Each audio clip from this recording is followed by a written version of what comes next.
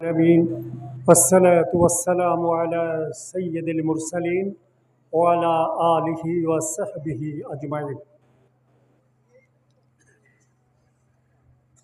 বাংলাদেশ শ্রমিক কল্যাণ ফেডারেশন মোরেলগঞ্জ পৌরসভা ও মোরেলগঞ্জ উপজেলা গৃহনির্মাণ শ্রমিক ইউনিয়ন কর্তৃক আয়োজিত সিরাতুন নবী সাল্লাল্লাহু আলাইহি ওয়াসাল্লাম মাহফিল। এই মাহফিলের সম্মানিত সভাপতি, সম্মানিত প্রধান অতিথি, আমাদের সহকর্মী শরীফ, বিশিষ্ট শিক্ষাবিদ, এক সময় রাজশাহী বিশ্ববিদ্যালয়ের সারা জাগানো ছাত্রনেতা অধ্যক্ষ আব্দুল আলিম, মঞ্চে উপবিষ্ট আছেন মানবতার মহান সংগঠন জামাত ইসলামী বাংলাদেশের পৌর উপজেলা শাখার সম্মানিত আমির, বিশিষ্ট শিক্ষাবিদ, আলেমী দ্বীন হজরত মাওলানা শাহাদাত হোসাইন। উপস্থিত আছেন পৌরসভার সম্মানিত সভাপতি জনাব রফিকুল ইসলাম। একটু আগেই বক্তব্য দিলেন এসএম কলেজের ভারপ্রাপ্ত অধ্যক্ষ বিশিষ্ট শিক্ষাবিদ সবির আহমদ, সঞ্চালক অধ্যাপক হাবিবুল্লাহ, অন্যান্য নেতৃবৃন্দ। আমার সামনে সমাজের বিশিষ্ট নাগরিকবৃন্দ, ওলামায়ে কেরাম, সুধীমণ্ডলী, সাংবাদিক বন্ধুগণ, যুবক ভাইরা, জাতির শ্রেষ্ঠ সন্তান যারা আমাদের মাইকের শব্দ শুনছেন, সম্মানিত সেনাবাহিনীর সদস্যবৃন্দ, আসসালামু আলাইকুম ওয়া রাহমাতুল্লাহি ওয়া বারাকাতুহু। আমরা আল্লাহ রাব্বুল আলামিনের হাজারো লাখো শুকরিয়া জ্ঞাপন করি যে আমরা একটি মুক্ত পরিবেশে মানবতার মহান নবী, আমাদের প্রিয় নবী, আমাদের দয়ার নবী, আমাদের মায়ার নবী, তার জীবন এবং কর্ম সম্পর্কে এইরকম একটি মুক্ত পরিবেশে আলোচনা করার যে মালিক আমাদের সুযোগ দিলেন, আমরা সবাই বলি আলহামদুলিল্লাহ। বিশ্বনবী যখন 10 বছর 13 বছর তিনি মক্কায় অবস্থান করেছেন, দাওয়াতি কাজ করেছেন, বিভিন্ন নির্যাতনের শিকার হয়েছেন, তারপরে স্বদেশ ছেড়ে যখন মদিনায় চলে গেছেন, আমরাও নবীজি 13 বছর এই কাজ করেছেন, আমরাও এরকম একটি 16-17 বছরে পরাধীনের মধ্য থেকে ইসলামের কাজ করেছি। কি বলেন, ঠিক কিনা? আল্লাহ নবীকে যেমন 13 বছরের পরে একটি মদিনার ইসলামী রাষ্ট্র প্রতিষ্ঠার জন্য তাকে সুযোগ দিয়েছিলেন, মুক্ত মনে মানুষের কানে কানে তার আদর্শ প্রচারের সুযোগ দিয়েছিলেন। আজকেও আমি এই 5মতম বক্তৃতা করতেছি, এর আগে আমার 4টা সভা ছিল। আলহামদুলিল্লাহ, আলহামদুলিল্লাহ, একটি মদিনার সেই পরিবেশে মানুষের কানে কানে ইসলামের সুমহান আদর্শের দাওয়াত, আমাদের বিশ্বনবীর জীবন এবং কর্ম থেকে আমরা আলোচনা করার সুযোগ পেয়েছি। এজন্য মহান মাবুদের দরবারে আরও একবার শুকরিয়া জ্ঞাপন করি, আলহামদুলিল্লাহ। আমার নির্ধারিত সময় আছে 40 মিনিট। আলোচনা 2 ধরনের আছে, কোনটা শুনবেন আপনারা? আল্লাহ রাব্বুল আলামিন আমাদের বিশ্ব নবীকে কি মেসেজ দিয়ে দুনিয়াতে পাঠিয়েছেন, আমার নবীর কাজ কি, একটা আলোচনা আছে। এ করতে গেলেই 40 মিনিট শেষ। আর বিশ্ব নবী ছোটবেলা থেকে তিনি যে আদর্শের প্রতীক, তিনি যে আদর্শ নারী মানুষ, তিনি যে আদর্শ শিশু, তিনি যে আদর্শ স্বামী, তিনি যে আদর্শ রাষ্ট্রনায়ক, এগুলো শুনবেন না আল্লাহর দিন বা নবীজি পৃথিবীতে কেন আসলেন সেটা শুনবেন? কোনটা শুনবেন আপনারা বলেন? তাহলে আমি দুইটাই বলার চেষ্টা করি অল্প অল্প করে। সম্মানিত সুধীমণ্ডলী, আমার বিশ্বনবী তিনি যখন শিশু ছিলেন, এ ওয়াজ আপনারা জানেন, যখন মা হালিমা তাকে দাইমা হিসাবে নিয়ে গেছিলেন বাড়িতে, তার আরেকটি সন্তান ছিল যার নাম হচ্ছে আব্দুল্লাহ। আল্লাহ রসুল একটি দুধ পান করতেন আর কখনো আরেকটি দুধ পান করতেন না, সেটা তার দুধ ভাইয়ের জন্য, আব্দুল্লাহর জন্য রেখে দিতেন। বলেন ঠিক কিনা? আজকে যারা শিশু, আমাদের বাসায় খাবার টাবার নিয়ে আমরা যারা ঝামেলা করি, হ্যাঁ, আমাকে এটা দাও, সেটা দাও, ওইটা দাও, এইটা দাও। হ্যাঁ, আর মা বাবাও কি করে, বাধ্য হয়ে মেয়েকে একটু কম দেয়, ছেলেকে একটু বেশি দেয়। ছেলেটা আবার বেশি ডিসপ্যারেট হলে বাড়ি টাড়ি মারে শোকেসে, তারে আবার টাকা দেয়, ভালো খাবার দেয়। কি বলেন, ঠিক কি না? আমার বিশ্বনবী, তিনি একজন শিশু ছিলেন, তিনি সেখানে ইনসাফ কায়েম করেছেন। তার ভাইয়ের জন্য মায়ের একটি স্তন রেখে দিয়েছেন, আর একটি স্তন তিনি গ্রহণ করেছেন। বলেন আলহামদুলিল্লাহ। আমাদের বিশ্বনবী কুমারী মেয়ের চাইতেও তিনি অনেক লজ্জাশীল ছিলেন। তার অনেক লজ্জা ছিল। তার জীবনী যদি আপনি পড়ে দেখেন, যখন তার মা তাকে শুয়ে রাখতেন, দুধ না খাওয়ালেও কোনো কান্না করতেন না, ক্ষুধার জ্বালায় কাতর হলেও তিনি কাঁদতেন না। কিন্তু তার লজ্জার স্থান থেকে যখন কাপড়টা সরে যেত, তখন তিনি চিৎকার করতেন। কি বলেন, ঠিক কিনা? আজকেও আমাদের ছেলেরা, যুবকরা, শিশুরা, কিশোররা এমন ড্রেস পরে, নামাজে সেজদা দিলে পিছন থেকে সব দেখা যায়। আছে না এরকম? কি বলেন, বড় বড় ছেলে পেলে হাফ প্যান্ট পরে, মেয়েরা এমন পোশাক পরে, অশালীন পোশাক পরে। লজ্জা শরম বলতে কিছুই নাই। আমার নবীর কাছ থেকে যদি কেউ লজ্জা শিখতে চান, তাহলে নবীজি সব সময় কুমারী মায়ের মতো, মেয়ের মতো তিনি লজ্জাশীল ছিলেন। তিনি লজ্জা কখনো ভঙ্গ করতেন না। এরপরে আরবের নীতি অনুযায়ী তিনি যখন কাবাগার মেরামত হচ্ছে, আরবের প্রথা অনুযায়ী ছোট ছোট পোলাপান সবাই লেগে গেছে। আমরা যেটা করতাম ছোটবেলা, বসন খুলে, লুঙ্গি খুলে, মাথায় পাগড়ি বেঁধে পাথর নেওয়া শুরু হতো। আমার বিশ্বনবীকে রিকোয়েস্ট করার পরে তিনি এটা করেন নাই। যখন মুরব্বীরা প্রেশার দিয়েছেন তাকে, যখন লুঙ্গি খুলতে গেছেন, তিনি সেন্স হারিয়েছেন। বলেন আলহামদুলিল্লাহ। তাহলে আমার বিশ্বনবী কখনো ফরজ তরক করেন নাই, হাঁটুর উপরে কখনো কাপড় ওঠান নাই। আমাদের সমাজে অনেক মানুষ দেখা যায় যে কাঁসা দিয়ে ফরজ তরক করে তারপর সে কাজকাম করে। কি বলেন, ঠিক না? আমি যদি নবীর কাছ থেকে এই ফরজ এবং সুন্নতি পোশাক এবং শালীনতা, এগুলো যদি তার কাছ থেকে জানতে চাই, আমার নবীর এইরকম আদর্শ আছে। আমাদের সমাজে এখন তো দেখা যায় মা বাবার কোনো টেক কেয়ার অনেক ছেলেমেয়েরাই করে না।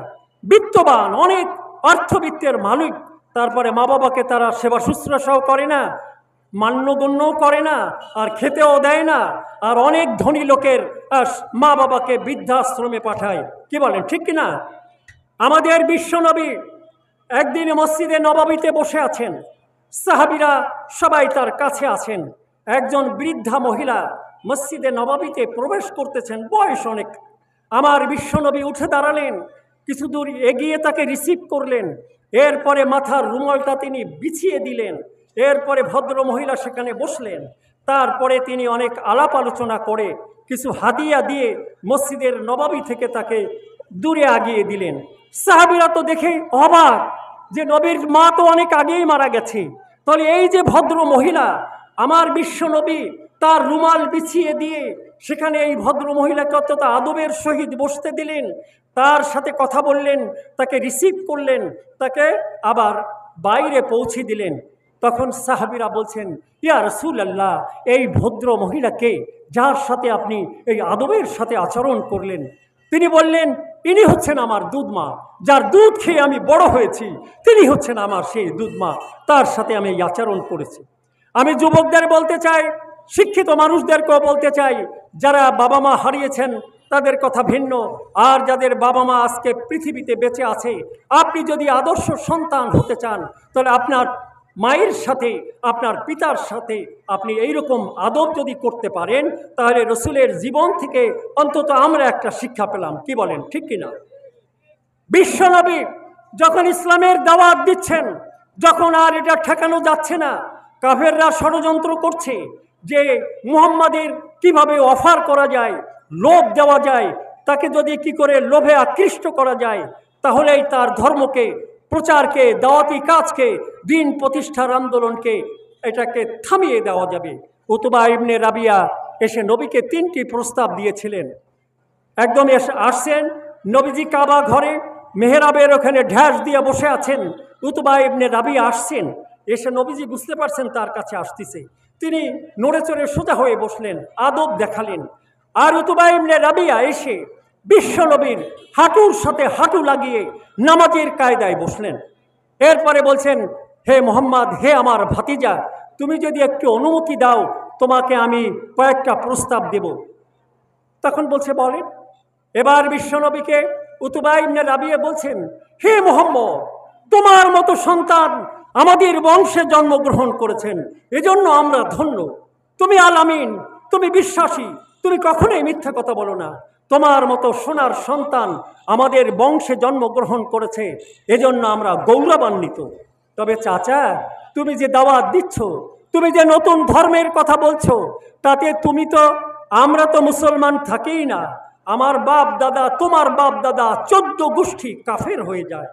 তাহলে তোমার এই আদর্শ, তোমার এই দিন প্রচার, নতুন ধর্মের প্রচার যদি এই হয়, তুমি গরিব মানুষ, অর্থবিত্ত লাগবে। তাহলে যদি অর্থবিত্ত চাও, ওইখানে আবু জেহেল টেল সব বসে আছে, এখন তাদেরকে ডাকবো। আরবের সকল সম্পদ, দুটো বর্ণনা আছে, আরবের সকল সম্পদ এক জায়গায় জমা করব, অর্ধেক তোমারে দেব। আর কোনো এক জায়গায় বলা আছে সব চাইতে, আরবের সব চাইতে তোমাকে ধনী মানুষ করে দেব। 1 নম্বর। 2 নম্বর হচ্ছে, তুমি কি নেতৃত্বের আসনে সমাসীন হতে চাও? তুমি কি নেতা হতে চাও? দেশের প্রধান নির্বাহী হতে চাও? তাহলে তুমি বলো, এখনই ওকে ডেকে তুমি হবে আমাদের রাষ্ট্রের নির্বাহী প্রধান, তোমাকে আমরা রাষ্ট্রের নির্বাহী করব, তোমার কথা ছাড়া আমরা কোনো কাজ করব না। 2 নম্বর। 3 নম্বর বলছেন, বাবা, তুমি বিয়ে করেছো এমন একজন রমণী, তোমার চাইতে 15 বছরের বড় খাদিজা, তবে অনেক তহেরা, বিদুষী নারী, অনেক ভালো, তাকে ছাড়ার দরকার নেই। তুমি শুধু রাজি হয়ে যাও, আরবের সকল ষোড়শী রূপসী তন্নী সব নারীদেরকে, অবিবাহিত মেয়েকে এক জায়গায় আনবো, তুমি শুধু পছন্দ করে দেবা, তার সাথে তোমার বিয়ে পড়াই দেব। সমাজ বিজ্ঞানীরা বলে, পৃথিবীতে এর চাইতে লোভনীয় প্রস্তাব আর কিছু হতে পারে। এই 3টি প্রস্তাব দেওয়ার পরে উতবা ইবনে রাবিয়া বলছে, হে হে মোহাম্মদ, এর 1টি গ্রহণ করতে পারো, 2টি গ্রহণ করতে পারো, 3টি গ্রহণ করতে পারো। আর যদি একটাও তুমি গ্রহণ না করো, তাহলে বুঝবো তোমার মাথা ঠিক নাই। এত সুন্দর লোভনীয় প্রস্তাব দেওয়ার পরেও তুমি যদি এটাকে রিফিউজ করো, তাহলে বুঝবো তোমার মাথা ঠিক নাই। আমরা চাঁদা তুলে আরবের রেওয়াজ অনুযায়ী কবিরাজ ডেকে তোমার ঘাড় থেকে ভূত সরাই দেব। আল্লাহ রসুল আকাশের দিকে তাকালেন। এর অ্যান্সার আল্লাহ কি দেন? আল্লাহ কোরআন নাজিল করেন। আল্লাহ রাব্বুল আলামিন সূরা হামিমে সিজদা নাজিল করেন।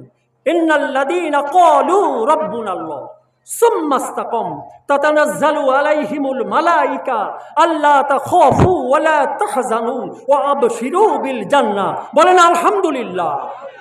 কি বললেন? আমরা অত ভালো বুঝলাম না, হুজুররা তো বুঝছেন। ইন্না মানে নিশ্চয়ই, ক্বালু যারা বলল, রব্বুনাল্লাহ, আল্লাহ হচ্ছেন আমার রব।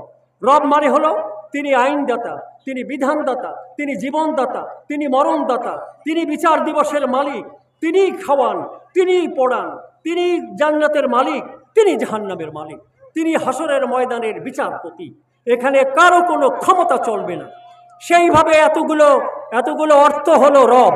এইভাবে রব হিসাবে মেনে সুম্মাস্তাকম, এই রব বলার পরে এই বক্তব্যের উপরে হিমালয় পর্বত, তাফসীরে বলছেন হিমালয় পর্বত জমিনের উপরে যেভাবে শক্ত হয়ে দাঁড়িয়ে আছে, আর আল্লাহকে রব হিসাবে স্বীকার করে যদি আপনি এর উপর দণ্ডায়মান থাকেন, ইস্তিকামাত থাকেন, আল্লাহ বলছেন তাতানাজ্জালু আলাইহিমুল মালাইকা, আল্লাহ তাদের জন্য ফেরেশতা নাজিল করে থাকেন।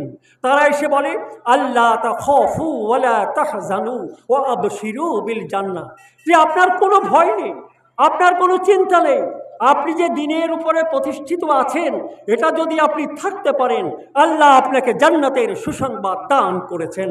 মৃত্যুর পরেই আল্লাহ আপনাকে জান্নাতুল ফেরদাউস নসিব করে দেবেন। একথা বলার পরে উতবা ইবনে রাবিয়ার মুখ চেহারা পরিবর্তন হয়ে যাচ্ছিল। সে তো আরবি ভাষার লোক।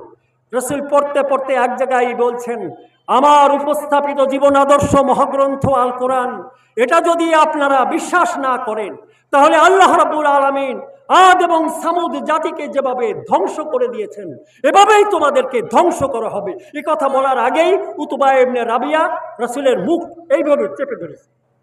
পরে তাকে জিজ্ঞাসা করা হলো যে মুহাম্মাদের মুখ চেপে ধরলেন কেন?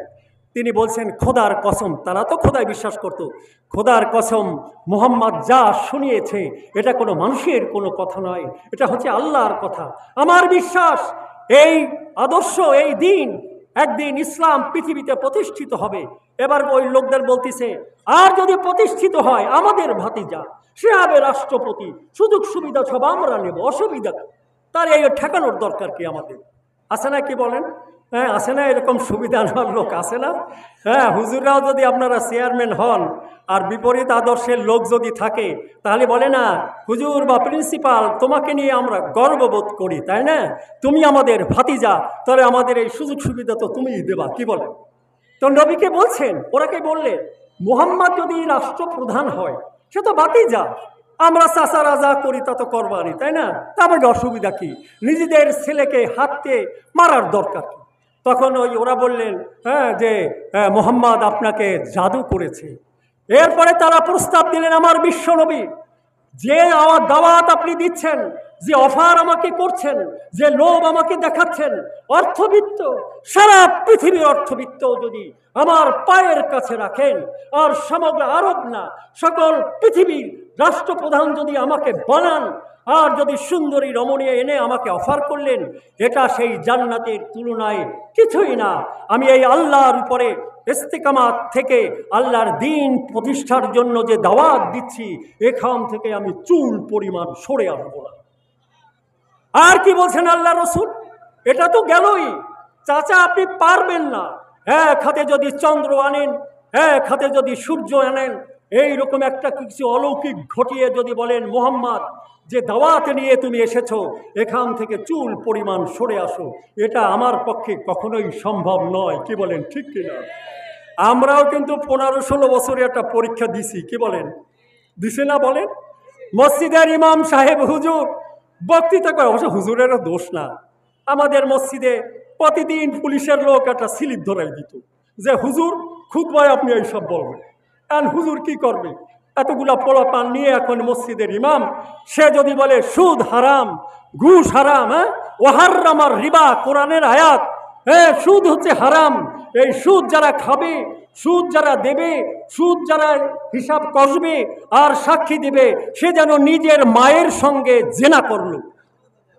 আমি একদিন পাবলিক কলেজের পিছনে একটা মসজিদ আছে 6 নম্বর রোডে, আমি মাঝে মাঝে শুনতে যাইতাম, তো হুজুর এই সব কথা বলছি দেখে আমি ওই নামাজের মধ্যে কয়জন আঙ্কেল চেতে গেছে।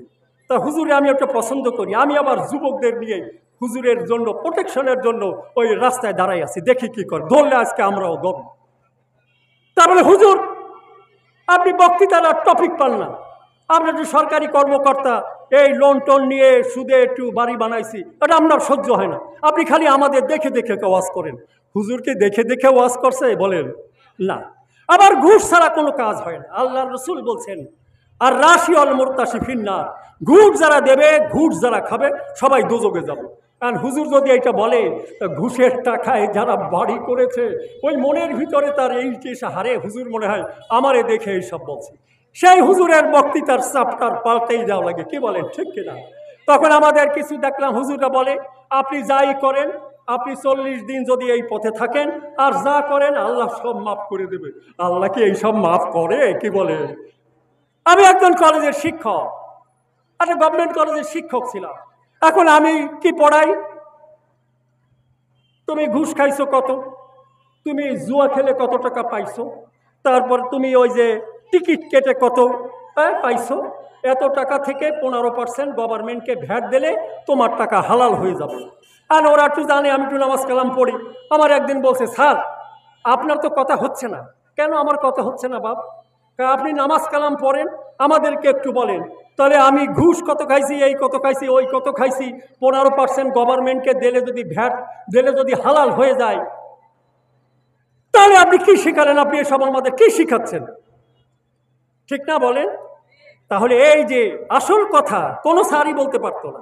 সেজন্য আজকে আল্লাহর নবীকে 3টি লোভনীয় অফার দেওয়া হয়েছে। অর্থবিত্তের মালিক বানিয়ে দেব তোমাকে, 2 নম্বর রাষ্ট্রের প্রধান করে দেব তোমাকে, 3 নম্বর ষোড়শীর সাথে বিয়ে হবে তোমার, এরপরে তোমার আন্দোলনটা একটু থামাও। আল্লাহ কোরআন নাজিল করে বলেছেন, হে রাসূল, আপনি এখান থেকে চুল পরিমাণও সরবেন না, দাঁড়াই থাকবেন পাথরের মতো।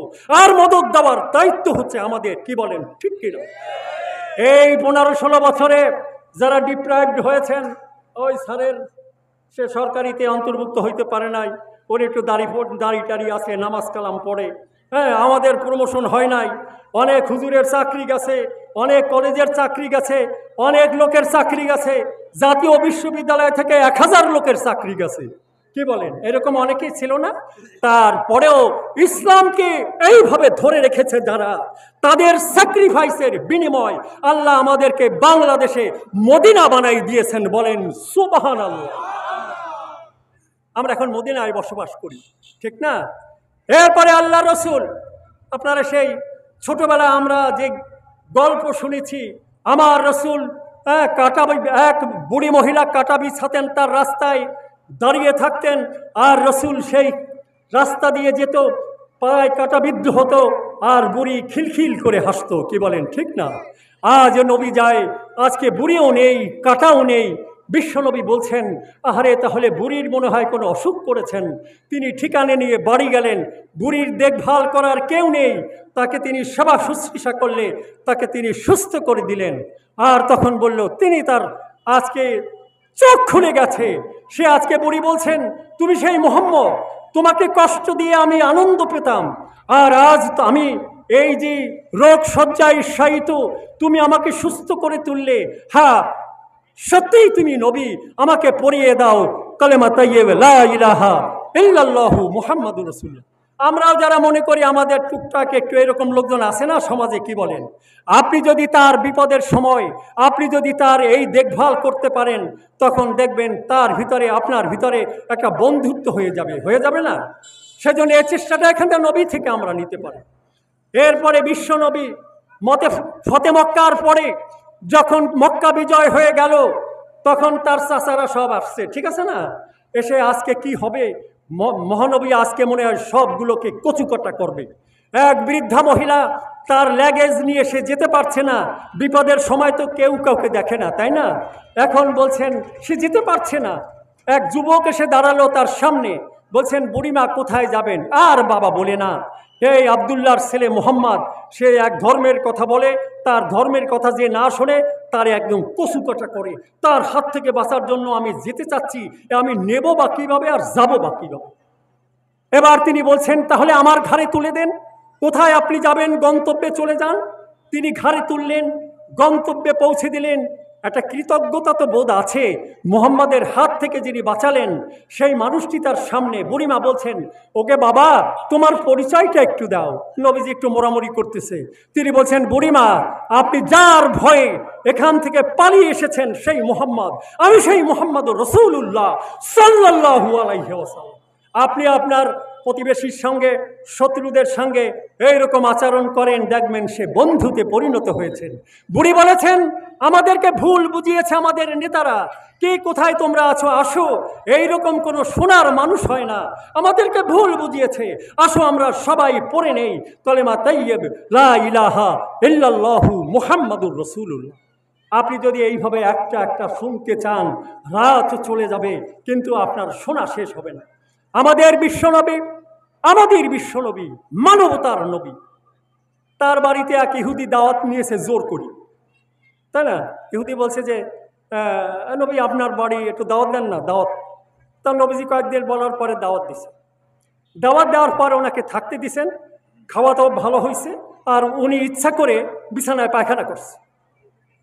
দেখে এটা নিয়ে কী করে। পরের দিন নবীজি যখন দেখতে আসলেন, দেখে সে মেহমান নাই, কিন্তু ওই বিছানায় সব এই সব পায়খানা দিয়ে একদম ভরা।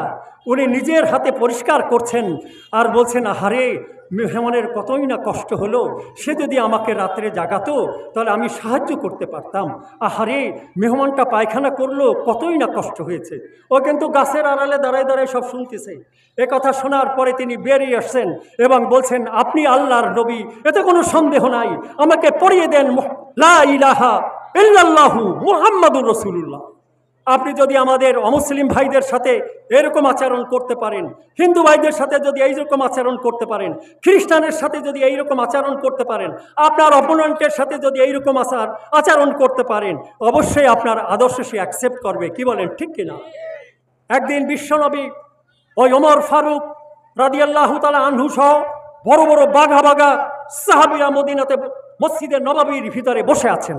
এক ব্যক্তি ঢুকলো, ঢুকে সে দাঁড়ায় একদম মসজিদের ভিতরে দাঁড়ায় দাঁড়ায় পেশাব করে দিচ্ছে। তাহলে ওমর রাদিয়াল্লাহু তাআলা বলছে, ও নবী করতেছে কি, দেখেন তুই কি করতেছে, ওরে কি করতেছে দেখাই, মজা দেয়, তুই কি করতেছিস? তা নবীজি বললেন, পেশাব করার সময় যদি তুমি ডিস্টার্ব করো তাহলে প্যানিজের ভিতরে পাথর হতে পারে, তার কাজটা ঠিকমতো করতে দাও। কাজ তিনি ঠিকমতো করেছেন। বিশ্বনবী ডেকেছেন, তিনি বলছেন, তুমি কি জানো না এটা হচ্ছে আমাদের ইবাদতখানা, কারো ইবাদতখানায় এইরকম পেশাব করতে নেই। নবীজি বললেন, এই পানি নিয়ে আসো। কোনো বর্ণনায় আছে নবীজির কাছে পানি আনলেন, উনি পানি ঢেলে দিয়ে মসজিদের নববী পেশাব মুক্ত করলেন। আর ওকে দাঁড়ায় দাঁড়ায় সব দেখতেছে।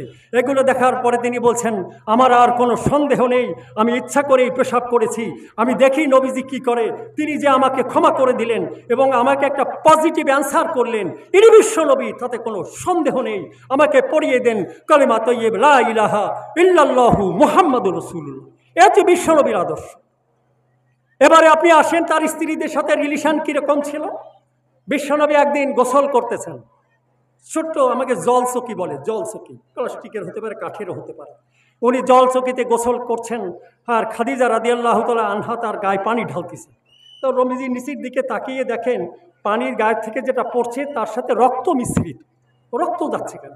তো নবীজি বলছে, আমার গায়ে তো কোনো কাটা দাগ নেই, আমি তো আহত না, তো রক্ত কিভাবে গেল?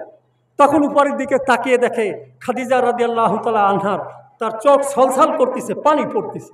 এবার নবীজি বললেন, খাদিজা তুমি কাঁদতেছো কেন? আর এই রক্ত কোথার থেকে আসলো?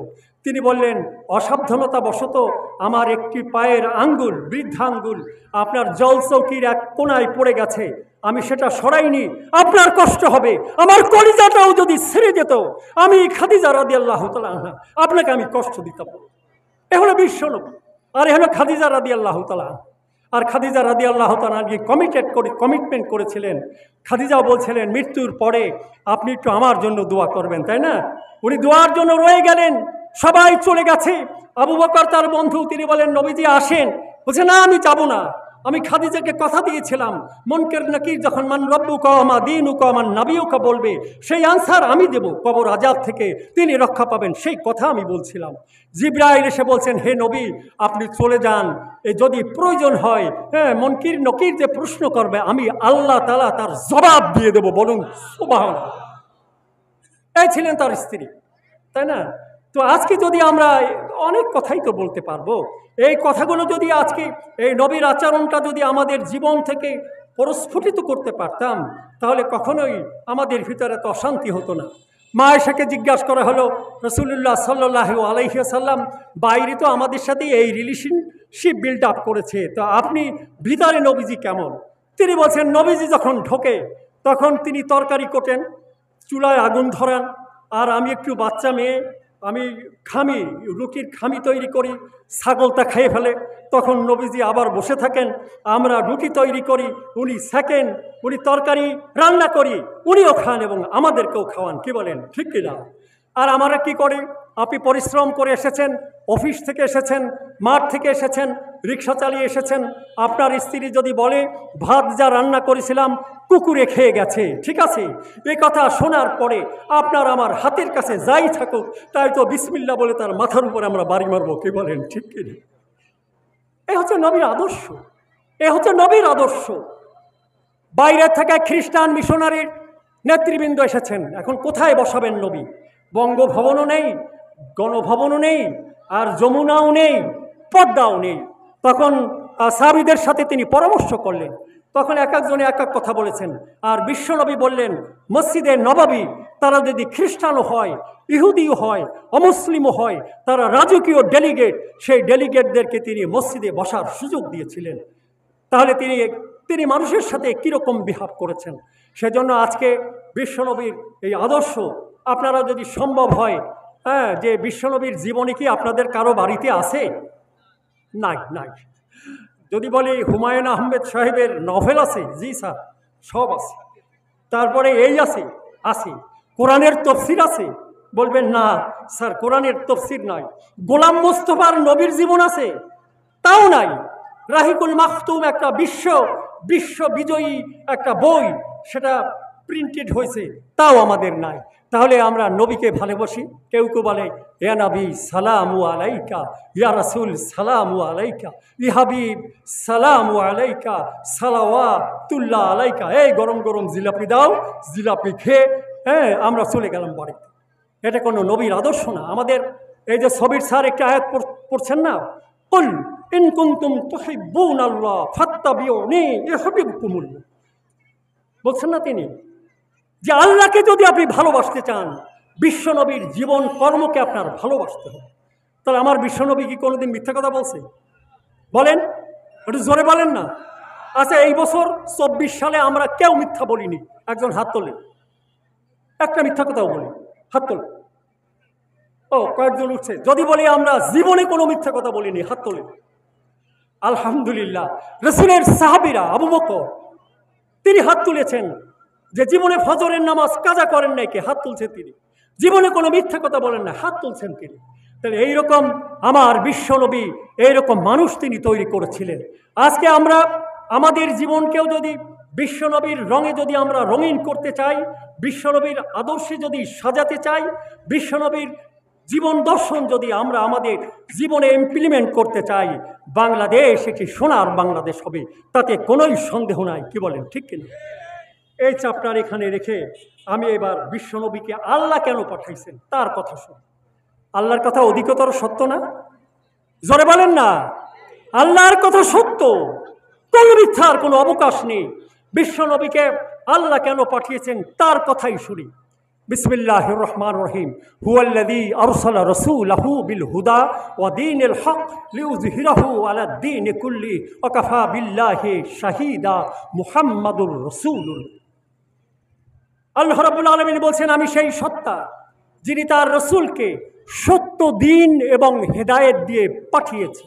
আমার নবীর কাজ হলো মানুষের তৈরি করা আইন, মানুষের তৈরি করা বিধান, মানুষের তৈরি করা রীতি, মানুষের তৈরি করা রসম, এগুলো মূলোৎপাটন করে আল্লাহর দ্বীনকে তিনি বিজয়ী করবেন। এই মহান দায়িত্ব দিয়েই আমি আমার রসুলকে প্রেরণ করেছি।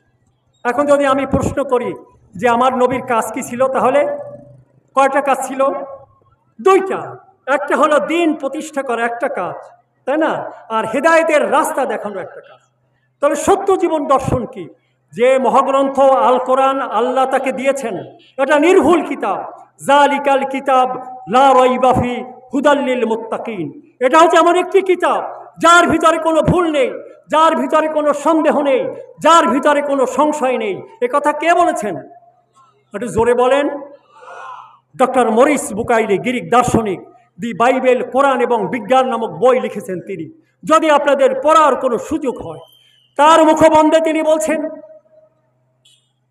আমি বিভিন্ন ধর্মের গবেষক ছিলাম। আমি খ্রিস্টান ধর্ম, ইহুদি ধর্মের এখান থেকে আমি ভুল বের করেছি। আর মুসলমানরা যখন বলল এর ভিতরে কোনো ভুল নেই, আমি এটা চ্যালেঞ্জ করলাম। আমি আরবি ভাষা জানতাম না, আমি একজন আরবি পণ্ডিতের কাছে পড়াশোনা করে আমি কোরআন গবেষণা করা শুরু করলাম।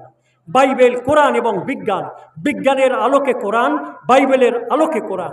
তিনি বলছেন, গ্রিক দার্শনিক, যে আমি যতই এই কোরআনের গভীরে যাওয়ার চেষ্টা করেছি, কোনো ভুল তো আমি পেলামই না।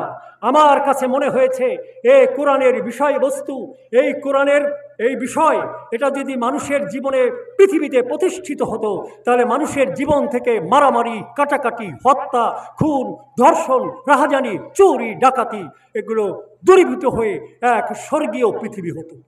তিনি কোনো গ্রিক দার্শনিক, তিনি মুসলমান না। জর্জ বার্নার শার নাম আপনারা শুনেছেন। তিনি বলছেন আমাদের বিশ্বনবী সম্পর্কে, আজ যদি আমি কান পাতি, মানুষের কান্নার আওয়াজ শোনা যায়। আপনারা কি শুনতে পারেন মানুষের কান্নার আওয়াজ? ওমা লাকুম লা তুকাতিলুনা ফি সাবিলিল্লাহ ওয়াল মুস্তাদআফিনা মিনার রিজালি ওয়ান নিসাই ওয়াল বিলদানিল্লাযীনা ইয়াকুলুনা রব্বানা আখরিজনা মিন হাযিহিল ক্বরিয়াতি যালিমি আহলুহা ওয়াজআল লানা মিন লাদুনকা ওয়ালিয়্যা ওয়াজআল লানা মিন লাদুনকা নাসীর। কোরআন শরীফের ভিতরে আল্লাহ বলছেন, তোমাদের হলো কি? আমাদের প্রশ্ন করছে, তোমাদের হলো কি? তোমরা কেন আল্লাহর পথে সংগ্রাম করো না? তোমাদের কর্ণকুহুরে ওই সকল অসহায় নারী এবং পুরুষদের আর্তনাদ কি তোমাদের কানে পৌঁছায় না? ফিলিস্তিনিতে যে মর্মান্তিক কর্মকাণ্ড, আপনি যদি কান পাতেন ফিলিস্তিনিদের কান্নার আওয়াজ আপনি শুনতে পাবেন। আমাদের বাংলাদেশে জুলাই এবং আগস্টে যা ঘটে গেল, হাজার হাজার ছেলেদেরকে শহীদ করা হলো, তার মায়ের আর্তনাদ আপনি শুনতে পাবেন। সেজন্য আল্লাহ বলছেন, তোমাদের কর্ণকুহুরে এই সকল নারী এবং অসহায় পুরুষদের কোনো, ছেলেদের কোনো কান্নার আওয়াজ শোনা যায় না? তারা বলছে, হে আল্লাহ, এই জনপদ থেকে আমাদেরকে বের করে নাও, আমরা তো আর এই জুলুম সইতে পারি না। তুমি আল্লাহ তোমার পক্ষ থেকে একজন ওলি এবং বন্ধু পাঠাও। আজকে সম্মানিত সুধী মণ্ডলী, আমাদের বিশ্ব নবী ছিলেন সেই বন্ধু, তিনি মানবতাকে উদ্ধার করেছিলেন। এই জন্য আল্লাহ তাআলা বলেছেন, আমার নবীর কাজ হলো মানুষের তৈরি করা আইন কুফরি আইন। আপনারা যদি সূরা মায়দা পড়ে থাকেন, 3টি আয়াত আছে, আলেম ওলামারা খুঁজে দেখবেন। ওয়ামান লাম ইয়াহকুম বিমা আনজালাল্লাহু ফাউলাইকা হুমুল কাফিরুন। আল্লাহর দেওয়া বিধান, আল্লাহর দেওয়া কোরআন অনুযায়ী যারা জীবনের ফয়সালা করে না, তার ব্যক্তি, তার পরিবার, তার সমাজ, তার অর্থনীতি, তার শিক্ষানীতি, তার রাষ্ট্রনীতি, পররাষ্ট্রনীতি, সব আল্লাহর যে বিধান দেওয়া আছে, সেই বিধানটা বাদ দিয়ে মানুষের তৈরি করা বিধান যদি নিজে পরিচালিত হয়, রাষ্ট্র পরিচালনা করে, সে কাফের। ওয়ামান লাম ইয়াহকুম বিমা আনজালাল্লাহু ফাউলাইকা হুমুল কাফিরুন ওয়ামান লাম ইয়াহকুম বিমা আনজালাল্লাহু ফাউলাইকা হুমুল ফাসিকুন। যারা আল্লাহর দেওয়া কোরআনের বাণী, রাসূলের সুন্নাহকে ডিলেট করে দিয়ে, রিফিউজ করে, সেটাকে বাদ দিয়ে মানুষের তৈরি করা আইন যদি সমাজে পরিচালনা করে, ব্যক্তি, পরিবার এবং সমাজে, সে হচ্ছে ফাসিক। ওয়ামান লাম ইয়াহকুম বিমা আনজালাল্লাহু ফাউলাইকা হুমুজ জালিমুন। আল্লাহর কোরআনের বাণী দিয়ে জীবনের সকল সমস্যার সমাধান যারা করে না, তারা জালেম। আর আল্লাহ রসুল বলছেন, কাফের, জালেম, ফাসিক কোনোদিন জান্নাতের সুসংবাদ পাবে না। এই জন্য আজকে আমাদের মাতৃভূমি বাংলাদেশ, আপনি হাইকোর্টে যান, সুপ্রিম কোর্টে যান, লোয়ার কোর্টে যান, আল্লাহর কোরআনের আইন সেখানে নেই। মানুষের তৈরি করা আইন দিয়ে সমাজ পরিচালিত হচ্ছে। তাহলে যারা সমাজ পরিচালনা করে এবং আমরা যারা পরিচালিত হই, আমরাও তো কাফের। আপনি যদি শিক্ষানীতিতে যান, সেখানে আমাদের ইথিক্স, যেটা মহাগ্রন্থ আল কোরআনের শিক্ষা থাকবে, নৈতিক শিক্ষা থাকবে, রসুলের সুন্নাহ থাকবে, নবীজিদের বিভিন্ন ঘটনা থাকবে, সাহাবী আজমাইনদের বিভিন্ন জীবনের ইতিহাস থাকবে। সবগুলো বাদ দিয়ে 6 থেকে উপরের যত সিলেবাস হচ্ছে, মানুষ বানর থেকে এসেছে। আল্লাহ বলে কেউ নেই, there is no God, there is no creator, there is no Allah. সেটাই গত সরকার বহুত কষ্ট করে এগুলো মূলোৎপাটন করে এই সেকুলার শিক্ষা ব্যবস্থা তিনি এখানে আমাদের ইমপ্লিমেন্ট করেছেন। আমাদের সোনামণিরা আল্লাহ যদি তাকে বিতরণ না করত, এই শিক্ষায় শিক্ষিত হয়ে আল্লাহকে তারা চিনত না, রসুলকে তারা চিনত না। তারা বলতো, আমরা তো বানরের জাতি, বানর থেকে এসেছি, আমাদের প্রথম মানব, আমাদের প্রথম নবী আদম নয়, কোরআন শরীফ বানানো, ওটা মুহাম্মাদের বানানো। এই শিক্ষা ব্যবস্থায় আমাদের সমগ্র জাতিকে তারা বেঈমান এবং কাফের করার ষড়যন্ত্র করেছে। সেজন্য আজকে আল্লাহর মেহেরবানি, আমাদের সন্তানরা এই শিক্ষা ব্যবস্থা পরিবর্তিত হবে। আমরা ছোটবেলাতে যে শিক্ষা গ্রহণ করেছি, নবীর শিক্ষা, ঈমান, হযরত ওমরের ঘটনা, যেগুলো শুনলে মানুষের নৈতিক মূল্যবোধটা জাগ্রত হয়। শিক্ষা ব্যবস্থার ভিতর ইসলাম থাকবে, স্বাস্থ্য ব্যবস্থার ভিতর ইসলাম থাকবে। এরপরে আপনার শিল্পায়নে যারা শ্রমিক, তারা এমনভাবে তাদের বেতন কাঠামো করা হবে যাতে করে আল্লাহ রসুল বলছেন, তুমি যা খাবে তোমার শ্রমিককে তাই খাওয়াবে। আমাদের মালিকরা কি করে? পাজেরও জিপে চলে, দেশের বাইরে ঈদ করতে যায়, আমাদের গরিব মানুষকে 5,000-7,000 টাকা বেতন দেয়, তাও ঠিক মতো দেয় না, বোনাস দেয় না। একবার মতিয়া চৌধুরী বলছেন যে আপনারা এই এই গরিবদের অর্থ মেরে বিদেশে আপনারা ঈদ উদযাপন করেন আর আমাদের কাছে সাবসিডি চান। তাহলে বাংলাদেশে এমন একটি ইসলামী শ্রমনীতি যদি আমরা চালু করি, যেটা জাকাত ভিত্তিক অর্থনীতি, আমরা হিসাব করে দেখেছি সময় কম, বাংলাদেশে যদি রাষ্ট্র জাকাত কালেকশন করত এবং রাষ্ট্রীয়ভাবে সেটা বিতরণ করত, বাংলাদেশে 10 বছরের ভিতরে জাকাত নেওয়ার কোনো লোক খুঁজে পাওয়া যেত না। আমরা সেই অর্থনীতি চালু করতে চাই, আমরা সেই শিক্ষানীতি চালু করতে চাই, আমরা সেই সমাজনীতি চালু করতে চাই। আমরা বাংলাদেশের আইন ব্যবস্থাকে ঢেলে সাজাতে চাই, নৈতিক মূল্যবোধ জাগ্রত করতে চাই, ঘুষ দুর্নীতিকে মূলোৎপাটন করতে চাই। আমরা এক সোনার বাংলাদেশ গড়তে চাই। সেজন্য আজকে আমাদের এই মদিনার জীবনের প্রারম্ভে আসুন, আমাদের আল্লাহ একটা বিরাট সুযোগ দিছে। এবার আমরা সবাই মিলে আল্লাহর কোরআনের আইন কায়েম করি। কি বলেন, ঠিক কিনা? তুরস্কের প্রেসিডেন্ট এরদোগানকে মানুষ জিজ্ঞাসা করেছিলেন, আপনি কি হানাফি, আপনি কি মালিকি, আপনি কি হাম্বলি, আপনি কি শাফেঈ, আপনি কি আহলে হাদিস, আপনি কি আহলে কোরআন? আমরা নিয়ে যে গণ্ডগোলটা করি, তিনি বলছেন, দেখেন ভাই, আমি অত কিছু জানি না, আমার ধর্ম ইসলাম আর আমি হচ্ছি মুসলমান। কি বলেন? আজকে কোনো ভেদাভেদ নেই, কে আওয়ামী লীগ করেন, কে বিএনপি করেন, কে জামাত করেন। আমরা যারা আল্লাহকে বিশ্বাস করি, আমরা যারা 5 ওয়াক্ত নামাজ পড়ি, আমরা যদি রোজা রাখি, আমাদের মুখে দাঁড়িয়ে আছে আমরা সেই মদিনার নবীকে মানি, আল কোরআনকে মানি, তাহলে এবার আল্লাহ আপনাদের এক সুযোগ দিয়েছেন। অতীতে তো অনেক কিছুই আপনারা দেখেছেন না? কেউ কেউ বলে হাঙরের মুখ থেকে আমরা কুমিরের মুখে যাব না, এবার আমরা হুজুরকে দেখবো ইনশাআল্লাহ। হুজুররা কি করে ইনশাআল্লাহ। তাহলে আমরা যারা এবার ইসলামের পক্ষে যারা আসবে, তাদের যদি ম্যানিফেস্টোতে বলে আমাদেরকে যদি ক্ষমতায় পাঠান আমরা জাকাত ভিত্তিক অর্থনীতি চালু করব, আমাদেরকে যদি সরকারে পাঠান আমরা নৈতিক মূল্যবোধ সম্পন্ন শিক্ষা ব্যবস্থা করব, আমাদেরকে যদি আল্লাহর ক্ষমতায় পাঠান আমরা জাতীয় সংসদে কোরআনের আইন প্রতিষ্ঠা করব, আমরা যদি কেউ হত্যা করেন তাহলে আল্লাহর কোরআনের আইন অনুযায়ী তার বিচার হবে। এই রকম যারা বলবে ইসলাম প্রতিষ্ঠা যদি আমরা করতে পারি তাহলে আমাদের দেশের মুক্তি হবে। কি বলেন, ঠিক কিনা? এই কথা বলে আমি শেষ করি। ওয়ালাউ আন্না আহলাল কোরআন আমানু ওয়াত্তাকাউ লাফাতাহনা আলাইহিম বারাকাতিম মিনাস সামাই ওয়াল আরদ। কোন জনপদের মানুষ যদি আল্লাহর প্রতি ঈমান গ্রহণ করে আর আল্লাহকে ভয় করে তার জীবন পরিচালনা করে, যেটাকে তাকওয়া বলা হয়, আর আল্লাহর কোরআন অনুযায়ী যদি সমাজ পরিচালনা করে, আল্লাহ নিজে ঘোষণা করছেন আমি আসমান এবং জমিনের সকল বরকতের দরজাগুলো ওই মানুষের জন্য খুলে দেব। বলুন সুবহানাল্লাহ। যে আল্লাহ আমাকে বলেছেন তোমরা দিন মানো, কোরআন মানো। আমি আসমান থেকে রসুলকে জিজ্ঞাসা করা হলো আসমানের বরকত কি? রসুল বললেন অতিবৃষ্টি হবে না, অনাবৃষ্টি হবে না, সাইক্লোন হবে না, টর্নেডো হবে না, আল্লাহর বান্দারা যেহেতু আল্লাহর আইন মানে। আর জমিনের বরকত আল্লাহ রসুল বলছেন জমিনের উর্বরা শক্তি তিনি বৃদ্ধি করে দেবেন, খনিজ সম্পদে সমৃদ্ধ করে দেবেন, আর সন্তানদের ভিতরে বিজ্ঞানী বানাই দেবেন, আর সন্তানদের ভিতরে তাকওয়াবান মানুষ তৈরি করে দেবেন। সেজন্য আজকে আল্লাহর কথাটা ভাই একটু বিশ্বাস করি না। কি বলেন? আপনারা কি সবাই বিশ্বাস করতেছেন তো? কি বলেন? এবার একটু আলেমদেরকে আমরা দেখতে চাই।